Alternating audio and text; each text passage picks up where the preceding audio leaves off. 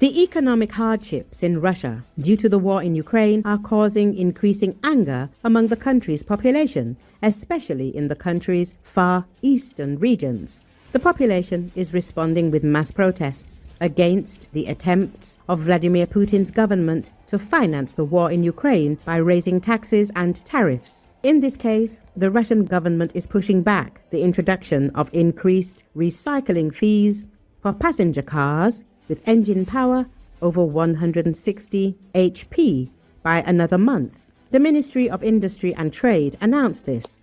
The new tariffs will come into effect on December the 1st, not November, the Ministry of Industry and Trade reported. This is the second time the government has postponed this initiative, which has sparked relatively significant protests in the Far East due to the sharp increase in the cost of imported cars. The postponement was once again explained as taking into account the interests of those car buyers who had previously ordered their cars and were awaiting delivery. Otherwise, they would have to pay an additional fee of several 100,000 to several million rubles to use the car they had already purchased. Officials again emphasized that the sharp increase in recycling fees should not affect a large group of people, as cars with engine power below 160 horsepower account for up to 80% of the vehicle market. However, car owners in Russia's Far East, where mass protests against the government's initiative have already taken place and are planned, categorically disagree with this logic. Many in the region make money by importing cars into Russia. In Vladivostok, for example, communists are attempting to secure approval for a second mass rally of 500 people, but the mayor's office is refusing, citing the fact that United Russia members will be holding a rally on the topic of fighting racism at the same time at the designated location. But the Vladivostok mayor's office refused to allow the communists to hold a new mass rally against the recycling fee in Vladivostok on November the 9th.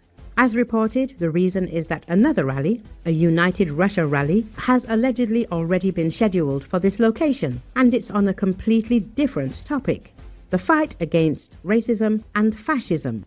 And the communists were not offered any other meeting places at all. The applicants, Primorsky Krai Legislative Assembly Deputy Alexander Sustov and District Deputy Oleg Grigoriev, reported the refusal. As a reminder, when explaining the rationale behind the tariff increases, the Ministry of Industry and Trade stated that there were measures to support Russian automakers, primarily Avtovaz, a key enterprise in the Samara region, which had already switched to a 4-day work week due to a demand crisis.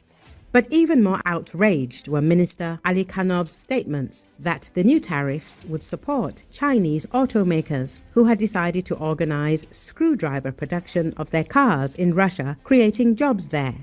At the same time, there is no recycling fee procedure for cars in Russia as such, despite the existence of a tariff.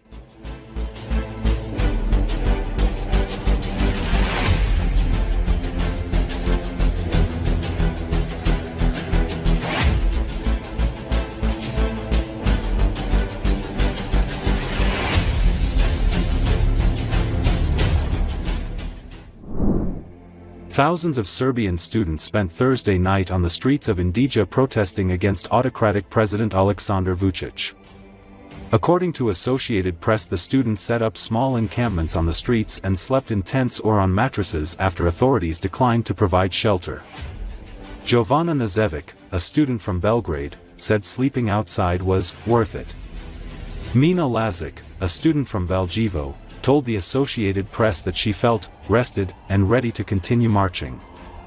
"I think this pain we had today is nothing compared to our goals. We spent the night in the tent, in this pedestrian walking zone.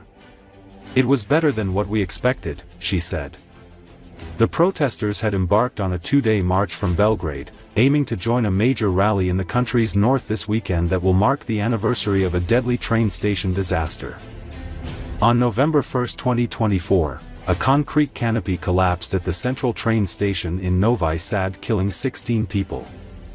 The tragedy has unleashed a youth-led protest movement against Vučić. Protesters believe the victims died because government corruption led to sloppy renovation work at the station. They have been demanding accountability for the disaster, and an early parliamentary election that they hope will oust Vučić's populist government from power.